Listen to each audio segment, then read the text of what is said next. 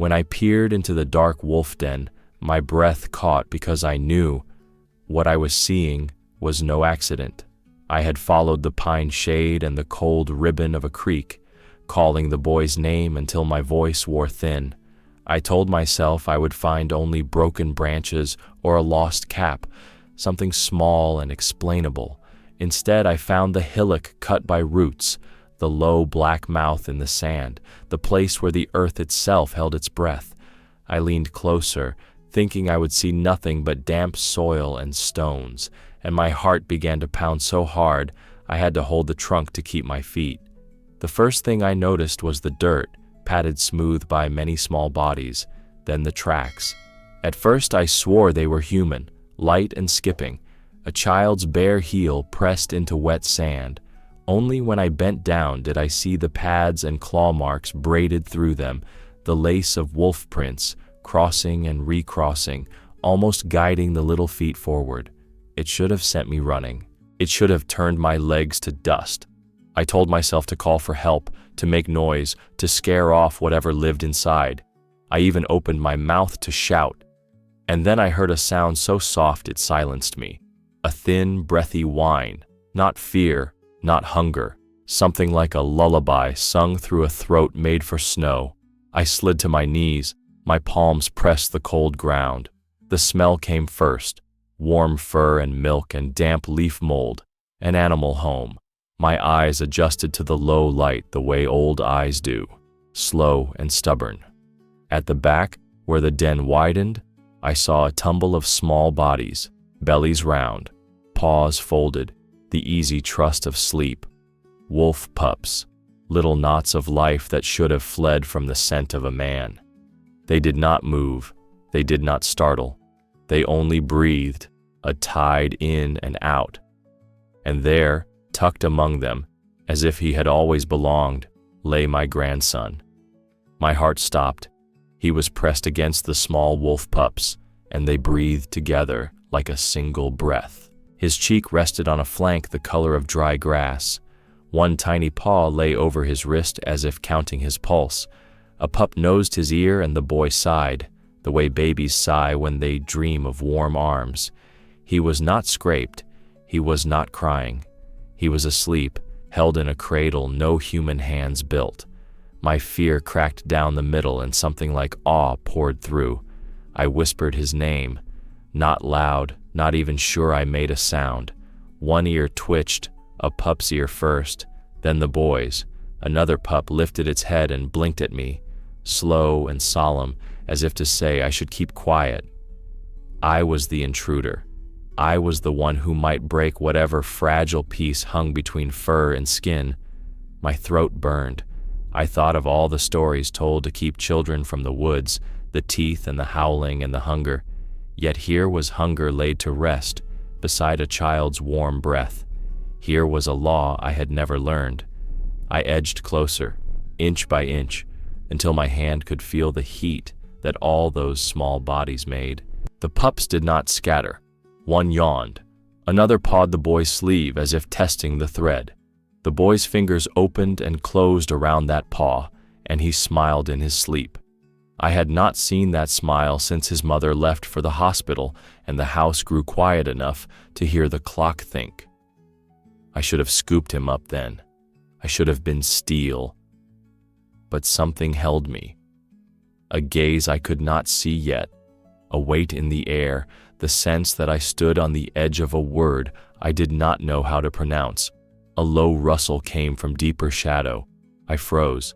The pups went still and then, as if remembering some rule, relaxed again. The boy shifted and tucked himself closer, his small back rising and falling against warm fur. I tasted metal in my mouth. I could feel every year of my life in my knees. I braced for the flash of teeth, for the rush, for the old tail to snap shut around us. I thought they would spring at him that very moment. I truly did. But nature had a very different answer. She appeared without a sound. One moment the den's mouth was only a slit of shadow. The next it was filled with her, the she-wolf, shoulders wet with snowmelt, eyes catching the thin light like two small fires banked for a long night. my feet rooted to the earth. If this was the place where I ended, then let it be here. I could not step back. I could not step forward. I only squared my shoulders the way a man does before a storm that will not miss him. I waited for the rush, the hot breath, the snap and blur I had been warned about since I was a boy. She did not move. She stood so calmly that I heard the pups breathing again, that tide rising and falling around my grandson's ribs. Her mouth was closed, her ears easy, her weight even on both front paws, as if she had already measured me and set me aside. She looked at me, not through me, not past me, but at me, a long, unblinking look that made the skin on my chest feel too tight. It was not a threat. It was not kindness either. It was a question I had no words to answer. The boy stirred, his fingers opened, the tiny crescent moons of his nails pale against the fur. He turned his face toward the scent that had arrived, toward her. The pups shifted to make space, casual as brothers, and he blinked awake, heavy and clean with sleep. He did not scream. He did not even flinch. He reached for her as a child reaches for water in summer, straight and sure, like he had been doing it his whole short life. I whispered his name again, and my voice sounded like a stranger's. The she-wolf tipped her head, and in that small tilt, I felt the measure of me taken once more and returned. She stepped into the den, slow enough that each paw set down a careful, warm print. The pups nosed her legs and rolled their backs against her. My grandson lifted his face and stretched his hand toward the scatter of her whiskers. She brought her muzzle close, breathing him in, her breath lifting the hair at his temple. He laughed once, a small bell of sound, and my knees nearly gave. She pressed him with her nose to her side as tenderly as her own pups. I had to put my hand over my mouth. The world narrowed to that touch. I saw her flank move with every breath, steady as a clock.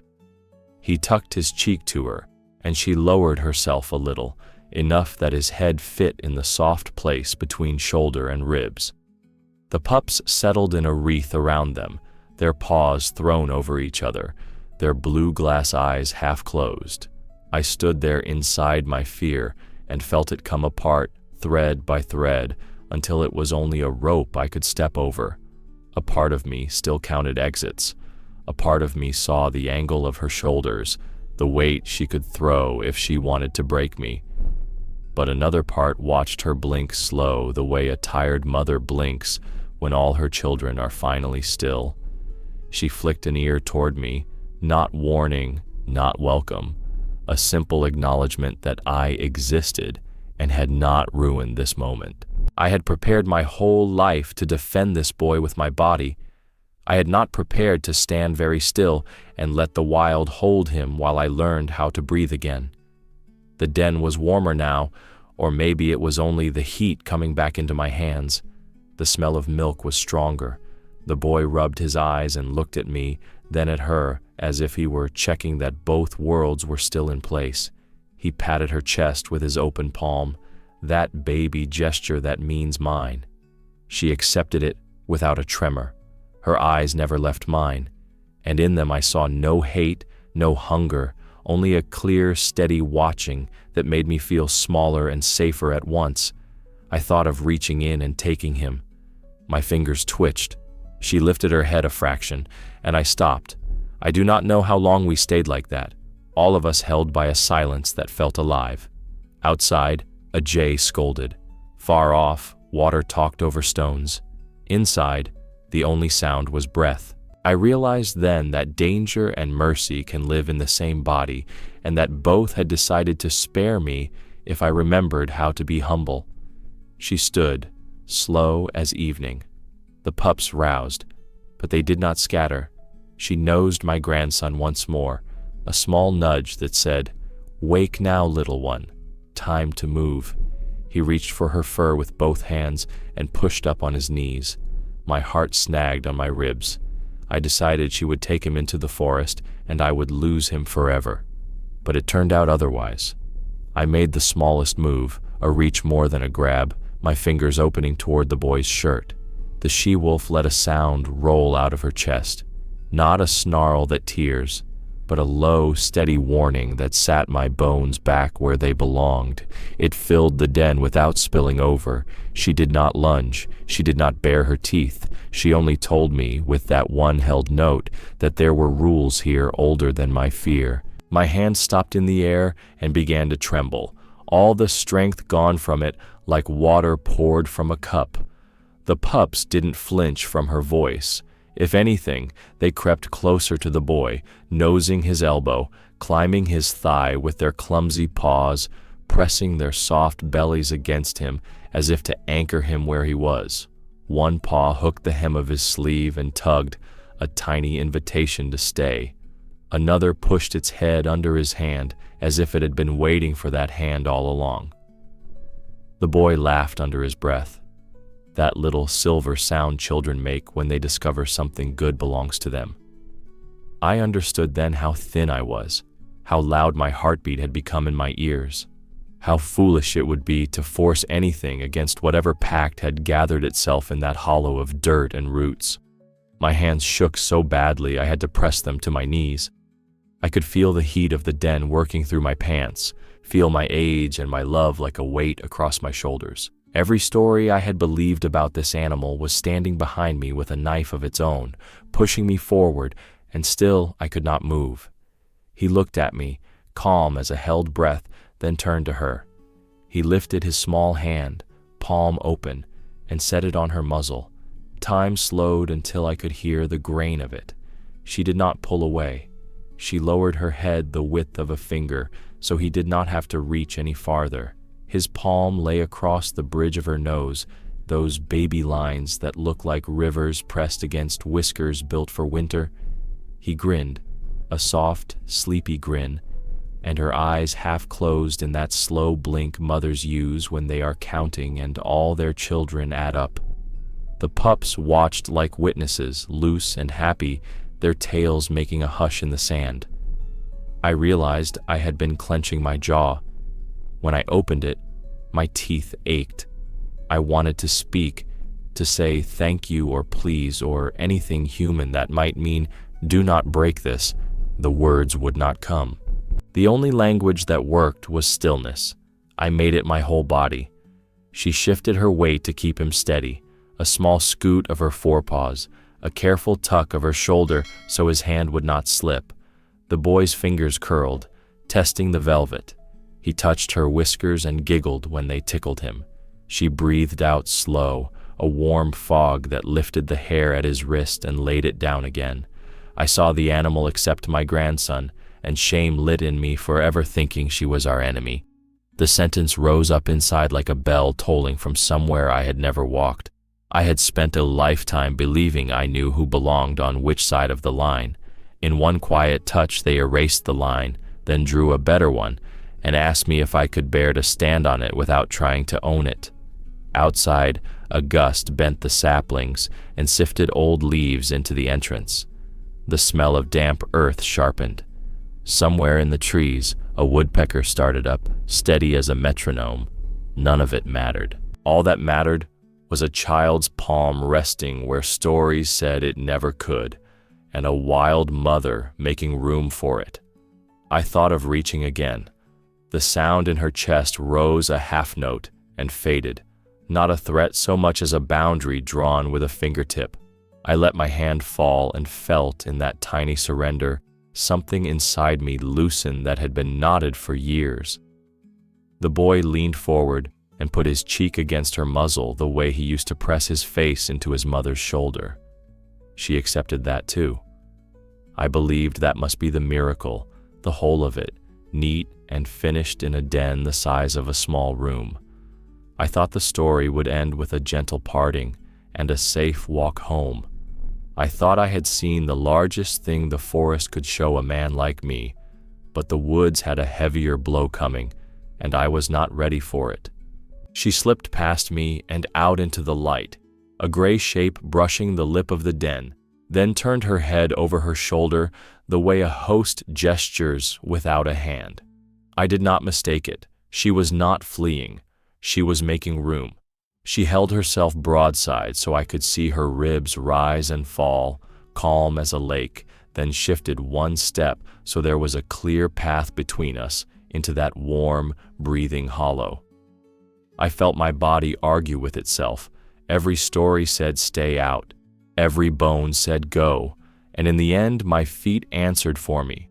I bent low, eyes down, hands open, and entered. The earth was soft under my palms. Root threads hung like old lace from the ceiling. The smell in there was milk and damp hay and something clean, the kind of warm that makes a man remember winter fires. My eyes found him first because they would have found him in any crowd. He was on his belly, propped on his elbows, biting the end of a green blade of grass he must have dragged in from the entrance. A pup had the other end, tugging, its tiny paws digging furrows as if it could pull the whole boy toward itself by that one tender string. He laughed with his whole face, the sound thin and bright, and the pup toppled sideways in surprise, then sprang back up as if insulted by gravity. Another pup nosed his ear and he flinched, then squealed, then reached to return the nudge with the clumsy seriousness of a child trying to be gentle. His fingers threaded the soft ruff of its neck, and he looked up to see if anyone was watching. He found me. He did not hide the smile. He did not ask for rescue. He simply held my gaze, steady and light, as if to check whether I could stand to see joy where I had expected terror. Something went loose behind my eyes. I blinked and the tears came without heat, just the quiet overflow that happens when a man is too full to speak. I had spent a lifetime stepping around dens like this, warning others away, raising my voice at shadows. And here was my blood, safe where I was sure safety could not live. The she-wolf stood at the entrance, not blocking it, not guarding it from me, but watching out into the trees as if she had taken my side of the doorway so I could take hers. He looked at me with eyes full of trust, as if saying, "Don't be afraid, Grandpa, they're our own." The pups tumbled over his legs, greedy for the place that smelled like sun and human skin. One cuffed his ankle with a paw and then stilled, surprised by the shape of that little bone under the sock. Another climbed his back like a hill and slid down his shoulder, landing in a heap that made them both giggle. He copied their open-mouthed play faces, let his tongue loll, then bit the grass again and growled so softly it sounded like a secret he was telling to the dirt. They answered with their tiny throats, not quite a chorus, more a murmur, and I could feel it through the ground in my knees. I shifted to get closer, and the she-wolf's shadow slid over me. I glanced up. She had not re-entered. She had turned herself broadside across the doorway, not to keep me in or out, but to face whatever might come. It struck me then. She had chosen a post that let me be a grandfather again. I was inside because she was willing to stand outside. The understanding of it was heavier than my coat. I pressed my hand to the sand to steady myself, and a pup came to sniff my knuckles, whiskers tickling the places where work has chewed a man's skin thin. My first instinct was to pull away. I didn't. I let it learn me, and it licked once, decisive, as if stamping a small approval where a signature should go. The boy, still chewing his blade of grass, reached one hand toward me, and the other back toward the pup behind him, bridging both worlds without trying. "It's all right," I heard myself say, though I wasn't sure whether I was talking to him, or to the animal behind me, or to my own heart. He settled onto his hip and patted the dirt beside him, an invitation as old as kitchen floors and porches at dusk. I eased in, slow, careful, and the den took my weight without protest. For a few breaths, time lost its sharp edges. We were a small, impossible family holding a silence together. I thought of all the places I had failed to be patient, all the times I had raised my voice instead of my open hands. The boy scratched a pup's chest and it melted into the touch, back leg bicycling the air with shameless pleasure. I laughed before I could stop it. The sound startled no one. I thought this was where it would end, a gentle easing apart, a careful lift of a child, a grateful step backward into daylight. I thought the lesson had been given and received, neat as a folded letter. I thought I had seen the extent of the wild's mercy, but then the she-wolf did something that shook me to the bone. She slipped away like a shadow pulled by wind. One heartbeat she stood across the doorway, ears reading the woods. The next she was gone, and the den seemed to exhale. I stayed kneeling beside the boy. The pups pressed around him like warm stones. Their small bodies twitched with dreams only animals remember. I told myself to breathe and to wait, though waiting felt like standing under a sky about to break. A scatter of feet outside, a soft thud. Then she came back. In her mouth, she carried meat still wet with the world it had been a moment ago. She paused at the lip of the den and looked straight through me, not past me, not to warn me, but to make sure I understood I was inside something sacred. Then she stepped in, careful as a woman with a sleeping child on her shoulder. She laid the meat down and began to work with the precision of a mother who has done this so many times her body is wiser than thought. She tore the flesh into strips with short, neat motions, no frenzy, no sound wasted. A piece to the boldest pup, who sat and waited with the straight back of good manners, a piece to the quiet one who did not push, another to the small one who always seemed to end up under the others. Each got a share, none argued. I could not believe it even as I watched it happen, because the den grew warmer and calmer, not wilder as food arrived. Then she picked a strip, smaller than the rest, and set it at my grandson's feet. He blinked and looked from the gift to her. A smear of red painted the dust near his toes, and he made a soft, puzzled sound, the kind that comes before a laugh or a cry. The pups did not move to take it. They glanced at him, then back to her, as if the rule were written in the air. She nudged the strip with her nose until it slid against the cloth of his sock.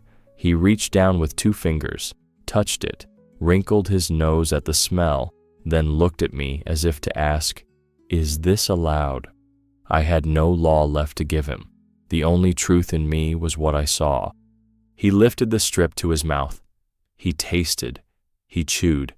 He made that little nod babies make when something pleases them against their will. The pups watched with a peace that broke me open. One licked the grease from his wrist with tiny, polite strokes. Another rested its chin on his knee, patient as Riverstone. She fed him like a son. I understood. The animal had claimed him as her own. My hands shook.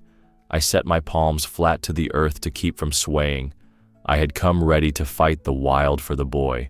The wild had laid dinner at his feet and asked me if I could live in a world big enough for that.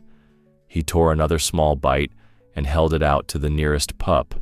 It took the morsel so gently his fingers came away clean. He laughed, a thin bell, and offered more. She watched, nothing in her body tense, as if this exchange of breath and food had been agreed upon long before I arrived. I whispered, "Thank you." I did not know who I was speaking to. Maybe to the old trees that bent over the den, maybe to the woman the boy still cried for in his sleep, maybe to the animal who had made space for me to keep my promise without breaking hers. The smell of iron and milk mixed in the warm air. I felt foolish for every time I had called them monsters. I felt small enough to start learning. She gathered the leftover meat with one paw and pushed it closer to my knee, not offering it to me, not daring me, merely clearing the floor so the pups could finish without jostling the boy.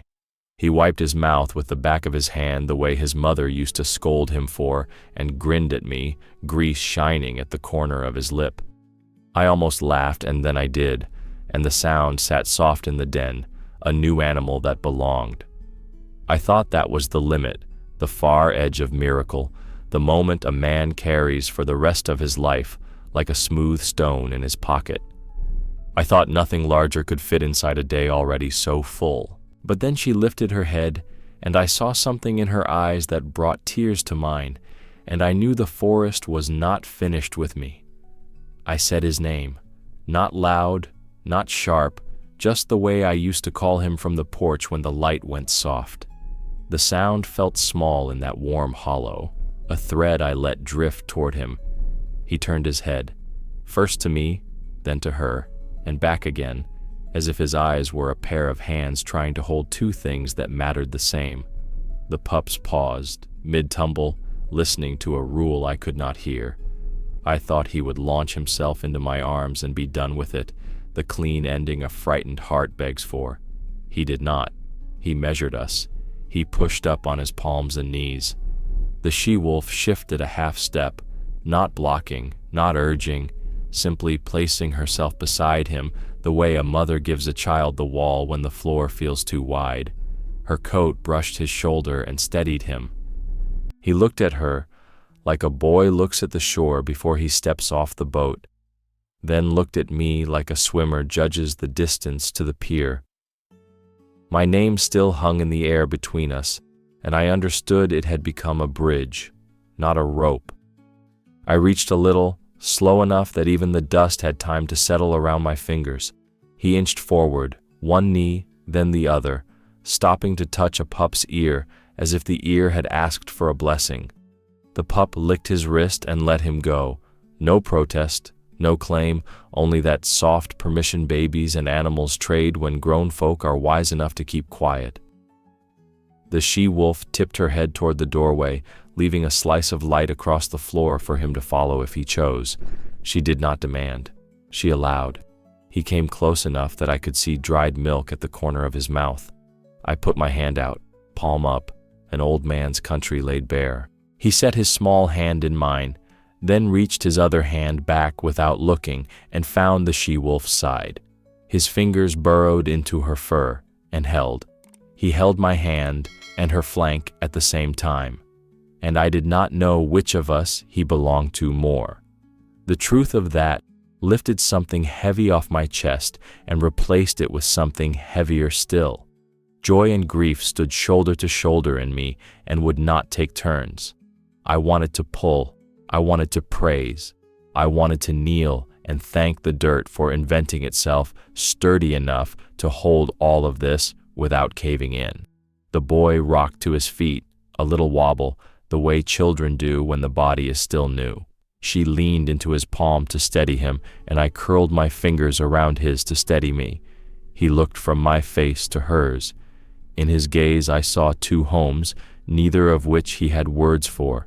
The pups spread out in a loose crescent, watchful and oddly formal, like cousins at a leave-taking. One scooted a pawful of sand, as if to mark the moment. The air in the den changed, not colder, not warmer, but clear, the way a room feels when the hardest part of the talk has been said and no one is angry. I tried to thank her with my eyes. She answered by doing nothing at all, which was the rarest gift. She stood near enough that his knuckles still pressed her ribs, far enough that my arm could guide him without brushing her. Her breath moved along his wrist, slow as a lullaby. He leaned into both of us as if he had been born to carry two weights and make them one. We took a step, the three of us. It was clumsy and holy. My boot scuffed the floor. Her claws rasped softly. His bare toes found the cool lip of daylight and curled. Outside, a jay screamed once and went quiet. Far off, water worried the stones the way worry worries a man's thoughts. Her ear turned toward the sound and back again, noting it, dismissing it, then settling on me as if to say, "Your turn," or I could have lifted him then. My arms knew the move, had practiced it in kitchens and parking lots, and after long car rides when sleep claims a child like a tide. But I did not rush. I wanted him to choose. He turned his face up to mine and smiled, small and tired and sure, and the smile made a path through the years straight to the day he first wrapped his fingers around mine and would not let go. I bent and gathered him, slow as prayer. He did not let go of her. She did not let go of him. For a breath we were a single shape, a man and a child and a wild heart, touching the same moment with everything we had. Then his fingers slid free of her fur. She stepped closer, not to stop me, but to walk beside us, shoulder even with my knee, the way a mother walks when she is handing a child to a father and refuses to make it a tearing. Peace lay over us like a blanket warmed by morning. I thought it had ended in peace, but then the impossible happened. They gathered the way clouds gather before rain, quiet, certain, already halfway gone. One by one the wolves drifted from the trees, narrow and tall in the low light, their pads making almost no sound on the needles. The she-wolf stood between me and the world, not to block, not to warn, but to hold the last small piece of time in place. I felt the boy's breath on my neck and the heat of his small body in my arms. My legs wanted to walk, my heart would not move. She stepped close. Her nose found the boy's hair, and she pressed him once, so gently it barely stirred a wisp. He leaned toward her without thinking, the way a child leans toward sleep. A soft sound came out of him, not quite a laugh, not quite a cry. My fingers tightened. I knew what goodbye feels like. This was that, but older. Around us, the pups were restless with something they did not understand. They pawed at the ground, nudged each other, stretched their thin legs as if the earth itself had told them to stand taller now. One tried to climb my boot and then thought better of it, sitting instead with a seriousness that made my throat ache. The boy saw them and reached, and the reaching broke him open. His mouth trembled. The first tear came hot against my collarbone. "I know," I said, though I didn't. He shook his head and let out a small sob that belonged to kitchens and beds, not to the forest. He reached again, both hands this time, toward the pups pressed like stones near the den mouth. They nosed the air and whined a little, that thin wire of sound that runs straight to a man's ribs. I wanted to set him down. I wanted to keep him forever. Both once fought, and neither won. The she-wolf looked at me. She did not glance. She did not skim. She held me in that look until all the noise in me sat down and listened. She looked at me as an equal, and I understood. She had entrusted me with his life. I could have fallen to my knees under the weight of it. Fear and gratitude came like two tides meeting, rough and beautiful and loud inside my chest. I dipped my head because there was nothing else a man could offer a queen. She answered by shifting her shoulder half an inch toward the trees, opening a space as small and as vast as a door. The pack felt it. They turned as one and took a few settling steps, making a narrow aisle between them without touching us, as if they too knew this passing needed room. The boy cried harder now. He twisted in my arms, wanting to be in two places at once. The smallest pup trotted up and placed both paws on my shin, looking from him to me with a face too young to understand rules. The she-wolf chuffed low, and the pup dropped back, not scolded, only reminded. She leaned in and touched the boy's forehead again, slower this time, and he quieted the way a bell quiets after the last strike. I felt his hand open against my chest. He reached it out toward her, spread wide and shaking. She sniffed his palm once and held it in her breath, and then she stepped back. I told myself to go. My boots wouldn't. The pack waited, patient as river stones. The wind moved one high branch and stopped. I thought I heard water. I thought I heard my own heart learning a new beat. The she-wolf's eyes stayed on mine, steady and clean. I thought it was just a look, but it pierced me so that I knew it was a blessing. I shifted the boy higher and felt him tuck his head under my chin the way he used to do when thunder walked the sky. He hiccuped once, then twice, then went still, listening. The she-wolf turned her head toward the darker trees, then back to us, and in that swing I felt the door close without a slam. The wolves began to move, not away exactly, forward, as if the forest had a path only they could see, and their bodies were the map.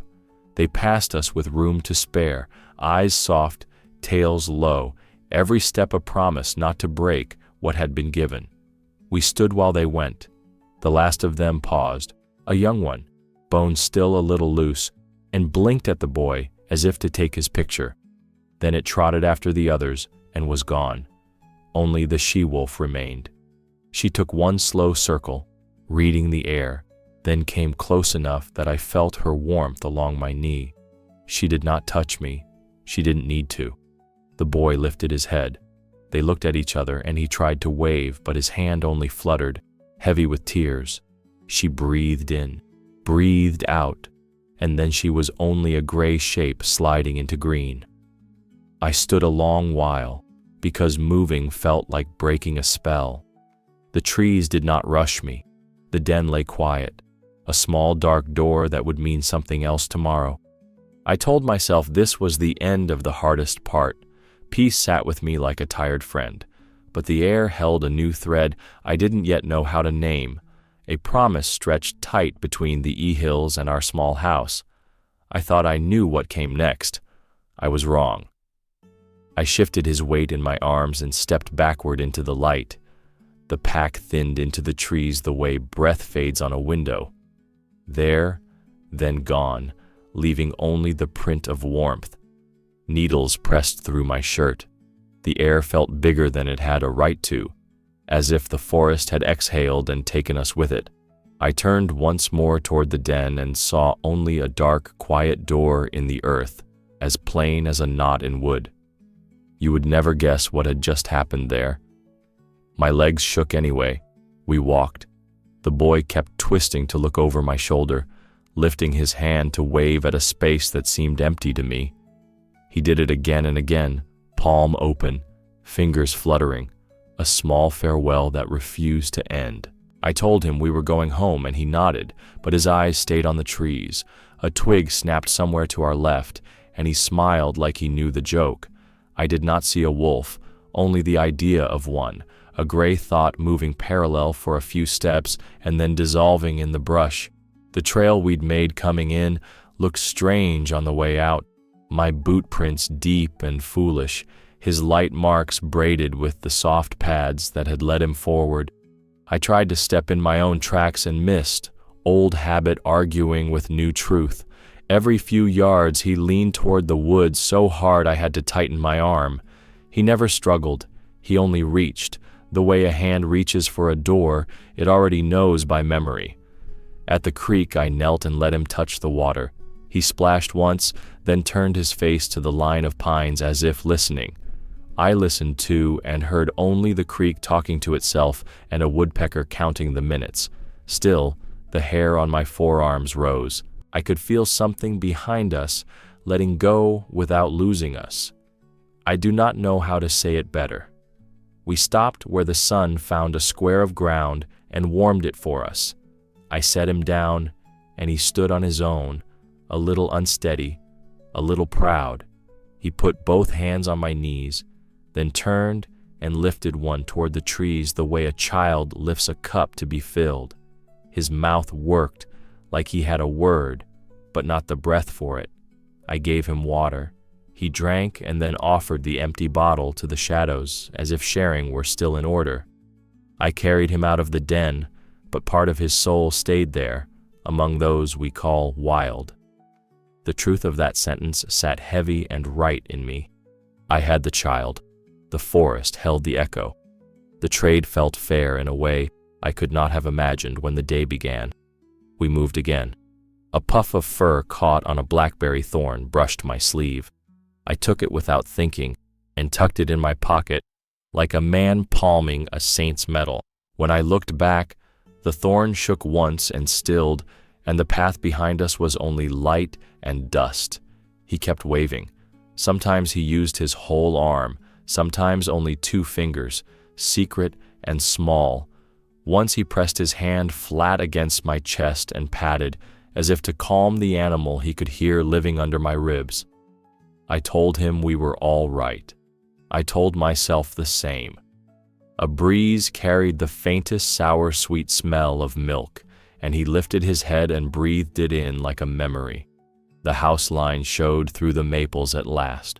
Roof, porch, the old chair where I wait out summer heat. The sight should have collapsed me with relief.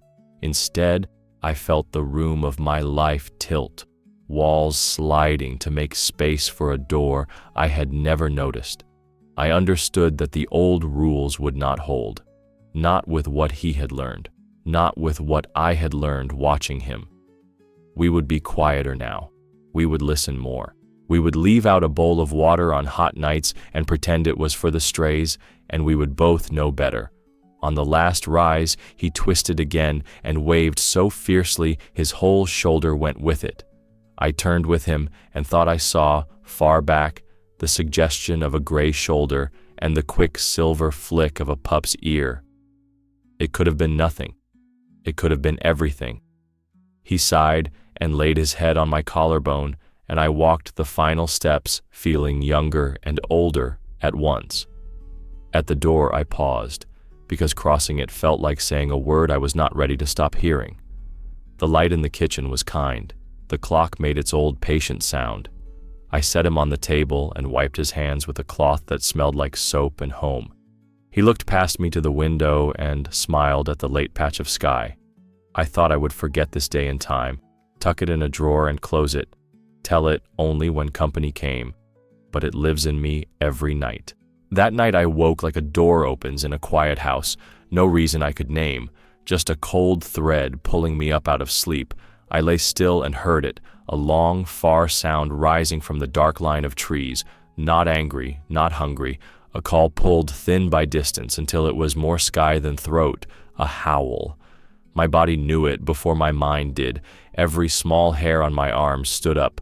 Beside me, in the crib we dragged close to the bed, the boy stirred. His hands opened as if catching something falling through the room. He did not cry. He looked at the window, then at me, then back at the window again, the way he had looked between me and her in the den. Another howl moved across the night, a second voice weaving to meet the first. The glass trembled so slightly I thought I had imagined it. He answered them. Software, a child's breath shaped into a narrow line of sound, shy and steady, as if he were saying, I hear you. I am here. The note was small, but it found the same thread the wolves were using. The hair on my neck lifted. The clock on the wall kept counting like nothing was happening, but the room had opened. I could feel the trees leaning toward the house. I carried him to the window. His fingers pressed the pane and left small clouds that faded and came back with each breath. He made the sound again, just a little longer, and then waited, his eyes serious the way a child's eyes get when play is gone and only truth is left. The answer came, closer now, the same line of song folded back to us with care. He smiled without showing his teeth. I felt my knees threaten to abandon me. I unlatched the window the width of my thumb. Cold rushed in, and with it the clean smell of pine and wet bark, and something faintly sweet, like milk and old straw. I wanted to close it. I left it. The boy leaned into my chest and lifted his chin and spoke his thin night voice out into the yard. Far off, another voice rose, and then another, answering him as if he wore a bell I could not see. My heart shook. I saw that the animals remembered him, and he remembered them. It was beyond anything human. I cried then, not loud, not proud, the kind of tears that come when a man is too small for what he is holding. Some of it was fear because I was not finished being afraid of what I could not control. Some of it was gratitude so plain it hurt. Some of it was the simple shock of standing inside the impossible while it behaved itself like everyday weather. He pressed his ear to my shirt and listened through me, as if my bones were a better window than the glass. I could feel his small ribs rise and fall. I could feel the night answer.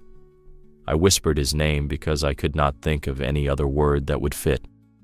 He whispered back into my collarbone, not my name, not any name, just that thin line of music he had learned in a den where I had no words. The porch boards creaked once, not with weight, only with the cold shifting. The world took a long breath. If your heart is pausing now, you understand. Subscribe to the channel.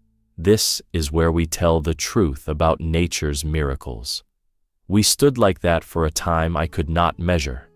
The voices moved farther and then nearer, like a tide that had learned our shoreline. Once I thought I saw a shape at the tree line, low and gray and patient, and then it was only the dark doing what dark does. I told myself to close the window. I did not.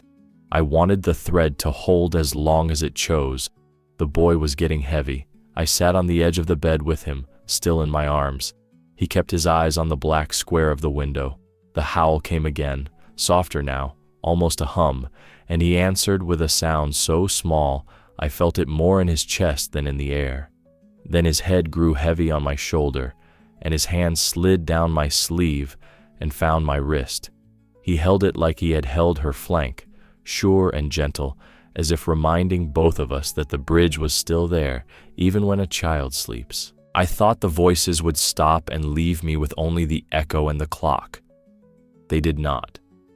They thinned and braided themselves into the night until I could not tell where one ended and the other began. The house learned the sound and kept it, like walls learn the smell of bread. I wiped my face on my sleeve and let the tears dry where they fell. I was not ashamed of them. They were the right price. After a while, I closed the window, slow so the latch would not click. The room held the scent of the outside anyway, as if the trees had followed us in and taken a chair.